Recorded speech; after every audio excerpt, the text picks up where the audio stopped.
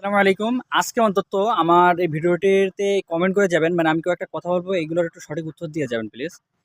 যে আমরা কোন উদ্দেশ্যে এই ফেসবুকিং করতেছি বা ইউটিউবিং করতেছি, আপনি যে কাজটাই করেন না কেন, আমরা কোন উদ্দেশ্যে করতেছি?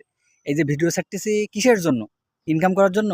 যদি এই উদ্দেশ্য হয়ে থাকে তাহলে আমি সবাই কিন্তু ব্যর্থ। আমাদের লক্ষ্য স্থির করতে হবে কোনটা? ভালো একটা কনটেন্ট তৈরি করা এবং কোয়ালিটিফুল কনটেন্ট তৈরি করা, যেটা দিয়ে মানুষ শিখতে পারে। কিন্তু আমরা কি করতেছি? আমি আপনার ভিডিও দেখতেছি বিদায় আপনি কিন্তু আমার ভিডিও দেখতেছেন। নাহলে আমি যদি আপনার ভিডিও না দেখতাম তাহলে আপনিও কিন্তু আমার ভিডিও দেখতেন না। কারণ আমরা কোয়ালিটিফুল কনটেন্ট তৈরি করতে পারতেছি না।